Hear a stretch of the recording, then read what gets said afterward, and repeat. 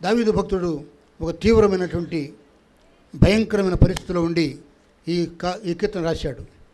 దావీదు భక్తుడు ఏమంటాడంటే, ఎటువంటి పరిస్థితిలో ఉన్నాడంటండి అంటాడు, నేను చింతాక్రాంతుడనై విశ్రాంతి లేక మూలుగుచున్నాను. మహారాజు, ఇశ్రాయేలు సామ్రాజ్యానికి చక్రవర్తి అయినటువంటి మహాపరాక్రమవంతుడు, ఎవరికి భయపడని అవసరం లేదు, కానీ దేవునికి భయపడతాడు. ప్రార్థనాపరుడు, దేవుని హృదయానుసారుడు. అటువంటి మహా గొప్ప భక్తుడు దేశానికి రాజుగా ఉంటూనే యుద్ధాలు జయిస్తూ పరిపాలన సాగిస్తూ లోపల బయట ఉన్నటువంటి శత్రువుల గురించి, ముఖ్యంగా లోపల ఉండేవారు, ఇంట్లోనే ఉన్నారు శత్రువులు. దావీదు ఇంట్లోనే శత్రువులు ఉన్నారు, కుమారులే శత్రువులుగా మారారు, సైన్యంలో శత్రువులు ఉన్నారు, మంత్రులలో శత్రువులు ఉన్నారు. బాగా మంచిగా క్లోజ్గా ఉన్నట్టుగా ఉంటూనే స్నేహితులుగా సొంతవారిగా ఉంటూ అలా ప్రవర్తిస్తూనే కుట్రలు పనినప్పుడు దావీదు అంటున్నాడు, నేను చింతాక్రాంతుడనై దిగులుతో కుమిలిపోతున్నాను, విశ్రాంతి లేదు నాకు, మూలుగుతున్నాను. వారు ఎవరైతే నా మీద కుట్ర పడుతున్నారో వారు నా మీద దోషము మోపుతున్నారు, నా తప్పులను నా అపరాధములను ఎంచుతున్నారు. ఇదిగో అట్లా ఇట్లా అని చెప్పి నా గురించి చెడ్డగా మాట్లాడుతున్నారు. వారు నా మీద దోషము మోపుతున్నారు, ఆగ్రహం గలవారై నన్ను హింసించుతున్నారు. అయితే నా గుండె నాలో వేదన పడుతున్నది. ఆ మాటలు వినలేక, ఆ వార్తలు వినలేక కృంగిపోతూ కృషించిపోతూ మూలుగుతూ నిద్రపట్టక వేదనతో ఉన్నాను. నా గుండె నాలో వేదన పడుతున్నది, మరణ భయం నాలో పుట్టుతున్నది. ఎప్పుడు ఈ దిగులుతో ఈ చింతతో ఎప్పుడు చచ్చిపోతానో. మానవుడిగా భయము దావీదును ఆవరించింది. వాస్తవానికి దావీదు భయపడిన అవసరం లేదు, గొప్ప దేవుడిని కలిగి ఉన్నాడు. ఎంత గొప్ప భక్తుడైనా మనిషే కాబట్టి మానవ శరీరంలో ఉన్నవాడికి భయం తప్పకుండా కలుగుతుంది. ఒక రోగమే కావచ్చు, శత్రువే కావచ్చు, నష్టమే కావచ్చు, ఏదైనా కావచ్చు, బాధ కలిగించే అనుభవం ఏదైతే అది మనల్ని పిండి పిప్పి చేస్తుంది. మరణ భయం నాలో పుట్టుతున్నది, దిగులును వణకును నాకు కలుగుతున్నది, మహాభయము నన్ను ముంచివేసింది. ఏ పరిస్థితుల్లో ఉన్నావు? ఏ పరిస్థితుల్లో నేనున్నాను? నేను సేవకుడిని కావచ్చు, సంఘ కాపరిని కావచ్చు, మీరు మామూలు విశ్వాసులు కావచ్చు. ఆయనను భయము మనల్ని ఆవరించినప్పుడు,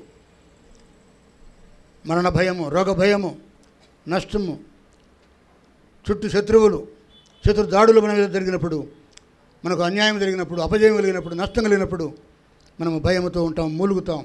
మన మూలుగులు వినేవాడు కూడా ఉండడు. దేవుడు ఒక్కడే మన యొక్క మూలుగుడు వింటాడు. అయితే మన సనుగుడు కూడా ఆయన వింటాడు. మన సనుగులు ఆయన వింటాడు. అయితే మన మూలుగులు ఆయన విని జవాబిస్తాడు. మనలో సనుగుడు గునుగుడు ఉండకూడదు, కానీ మూలిగితే మంచిది. హల్లెలూయా. బాధతో మూలిగితే నీ బాధను దేవుడు అర్థం చేసుకుంటాడు. మనుషులు అర్థం చేసుకోకపోవచ్చు. అయితే నేను ప్రసంగం చేయట్లేదు, 2 హెచ్చరికలు ఇచ్చి నేను ముగిస్తాను. మనం అలాగే నిలబడి ఉందాం.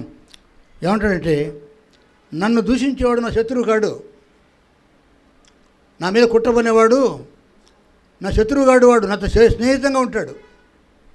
చూడండి, నా మీద మెట్టిపడివాడు, నా కీడు కోరేవాడు, నా యందు పగబట్టినవాడు, వాడు శత్రువు కాదు. అటు వాడైతే వాడు శత్రువు అని నాకు తెలిస్తే నేను దాక్కుంటాను కదా. వాడు నాకు తెలియకుండా శత్రుత్వం పన్నుతున్నాడు, నాతో స్నేహితంగా ఉంటున్నాడు, నా ప్రక్కనే ఉంటున్నాడు, నాతో కలిసి తింటున్నాడు, నాతో కలిసి తాగుతున్నాడు. అక్కడ మంచి మాట ఉంది, మనము కూడి నువ్వు నా చెలికాడవు, ఈ పని చేసిన నీవు నాకు సహకారివి, ఈ శత్రుత్వాన్ని కీడును నా విషయంలో తలపెట్టి నా మీద వాడివి నువ్వెవరివి? నా సహకారివి, నాతో ఉన్నవాడేవే, నా చెలికాడవు, నా పరిచయుడవు. అంతేకాదు, మనము కూడి మధురమైన గోష్ఠి చేసి ఉన్నాం, కలిసి టీ తాగాం, కలిసి హోటల్లో తిన్నాం, కలిసి తిరిగాం, మనం కలిసి ఉన్నవాళ్ళమే. కానీ నీలో అటువంటి దుష్టత్వం ఉన్నదని నాకు తెలియదు, నీలో అంత క్రూరత్వం ఉన్నదని, నా మీద నీకొంత కుట్ర ఉన్నదని నాకు తెలియదు. నువ్వు నాకు సహకారివే, నాకు చెలికాడివే, కానీ నా విషయంలో కీడును తలుస్తున్నావు. నా విషయంలో నీకు మేలు చేయాలని ఆశ లేదు, కీడే తలపెడుతున్నావు. ఈ పని చేసిన నీవు నా సహకారివి, నా చెలికాడవు, నా పరిచయుడవు. మనం కూడి గోష్ఠి చేసాం, సహవాసం చేసాం, కూడి మాట్లాడుకున్నాం, అనేక విషయాలు మాట్లాడుకున్నాం. మనం స్నేహితుల కంటే ఎక్కువ వారము. అంతేకాదు, ఏమంటాడు చూడండి, ఉత్సవమునకు వెళ్ళు సమూహముతో దేవుని మందిరానికి పోయి ఉన్నాం. చర్చి కూడా పోయాము ఇద్దరు కలిసి, ఇద్దరం ఆరాధించాం, ఇద్దరం ఒకే బలలో చేయవేశాం, ఒకే పాత్రలో చేయవేశాం. అయితే నీలో కీడు నా విషయంలో ఉంది. నా నాశనం నువ్వు కోరుతున్నావు, నన్ను ఎప్పుడెప్పుడు పడగొడదామా చూస్తున్నావు. నా విషయంలో నీకు మంచి ఉద్దేశాలు లేవు. ఓ చెలికాడా, నువ్వు నాకు శత్రువు అని తెలిసి ఉంటే నేను జాగ్రత్త పడేవాడిని, నిన్ను దూరంగా పెట్టేవాడిని. కానీ నీకు సమీపంగా ఉండే కూడా నీ ద్వారా నేను కీడే అనుభవించాను. నువ్వు చెలికాడివై ఉండి, సహకారివై ఉండి, నాతో కలిసి తిరిగి, నాతో భోజనం చేసి, నాతో గోష్ఠి చేసి, నాతో మాట్లాడి, నా మంచి కోరుతున్నట్టుగా నటించి నా కీడు కోరుకున్నావు. అయితే దావీదు అంటాడు, ఇంత జరిగినా నేనేం చేస్తానంటే, ఒకవేళ మానవుడు చేసిన తప్పులు, మనిషి ఆలోచించిన కీడును నా మనసులో భయం కలిగిస్తున్నప్పటికీ, బాధ కలిగిస్తున్నప్పటికీ, మరణ భయం నన్ను వెంటాడుతున్నప్పటికీ నేనేం చేస్తానంటే, 10వ వచనం చూడండి, 10వ వచనం అంటాడు, సాయంకాలమున, ఉదయమున, మధ్యాహ్నమున నేనేం చేస్తాను, ధ్యానిస్తూ మొరపెడతాను. ఎందుకంటే నాకు కీడు చేసేవాడి కంటే నా దేవుడు గొప్పవాడు. హల్లెలూయా. కీడు నుంచి తప్పించేవాడు, మరణ భయం తప్పించేవాడు, నాకు నెమ్మది ఇచ్చేవాడు, నాకు దేవుడు ఆకాశంలో ఉన్నాడు. ఆకాశం ముందు నీవు తప్ప నాకెవరున్నారు? ఆయన సింహాసనంపై ఉన్నాడు. God is still on the throne. Amen. ఆయన గొప్పవాడు. నాకు కీడు చేసేవాడు మానవుడు మాత్రుడు, వాడు నన్ను ఏం చేయగలడు? ఒకవేళ నాకు నష్టం కలిగిస్తాడేమో, నా ప్రాణం తీసే అధికారం వాడికి లేదు. దేవుని అనుమతి లేకుండా మన ప్రాణం పోవడానికి వీలు ఉండదు. మరణం తప్పించడం యెహోవా వశం. ఈ దినమున నీకు కూడా అలాంటి వాడు ఉన్నాడు? ఎవడన్నా మేలు చేస్తున్నట్టుగా నటించి కీడు చేసేవాడు ఎవడైనా ఉన్నాడా అంటే ఉండొచ్చు కాక. నాకు జరిగింది, నాకు ఎన్నోసార్లు జరిగింది అలాగా. అవన్నీ అన్ని దాటి నేను వచ్చాను. ఇంకా ఎన్ని ఉన్నాయో నాకు తెలియదు. ప్రేమ దేవుని పిల్లరా, నీ ఆత్మీయ జీవితాల్లో, మీ సంఘ జీవితాల్లో, మీ సమాజ జీవితాల్లో, మీ బంధువర్గంలో, రక్త సంబంధులలో ఎంతమంది నీ నాశనాన్ని, నీ మరణాన్ని కోరుకుంటున్నారో? నీ గుండె కొట్టుకుంటుందేమో, వేదనతో కుమిలిపోతున్నావేమో. జాగ్రత్త. నీ ఉదయమున, సాయంకాలమున ఏం చేయి, మధ్యాహ్నమున ఏం చేయండి, మొరపెట్టండి, ధ్యానం చేయండి, ప్రార్థించండి. ప్రభువా, ఇదిగో నా శత్రువుడు ఎవడో నాకు అర్థం కావట్లేదు, నా బంధువుడు నాకు అర్థం కావట్లేదు, నేను కన్ఫ్యూజన్లో ఉన్నాను. I'm unable to make out what is what. ఏం జరుగుతుందో, నా చుట్టూ ఏం జరుగుతుందో నాకు అర్థం కావట్లేదు. చెలికాడుగా ఉంటూనే, సహకారిగా ఉంటూనే, బంధువుగా ఉంటూనే, స్నేహితుడిగా ఉంటూనే నా మరణాన్ని కోరుకుంటున్నాడు, నష్టాన్ని కోరుకుంటున్నాడు. నేను భూమి మీద ఉండకుండా నా మరణాన్ని కోరుకుంటున్నవారు మాలోనే ఉన్నారు, సంఘంలోనే ఉన్నారు, సహవాసంలోనే ఉన్నారు, సమాజంలోనే ఉన్నారు, మా పక్క వాళ్ళే ఉన్నారు. ఎవరిని పేరు పెట్టి చెప్పాల్సిన అవసరం లేదు. కానీ నువ్వు దేవునికి మొరపెట్టు, దేవునికి మొరపెట్టు. దేవుడు కీడుని మెలుగు చేస్తాడు, శత్రువుని మిత్రుడుగా చేస్తాడు. He sets table in front of your enemies. ఈ శత్రువుల ఎదుట భోజనం సిద్ధపరిచేవాడు ఈ దేవుడు. హల్లెలూయా. గొప్ప దేవుడు అండి.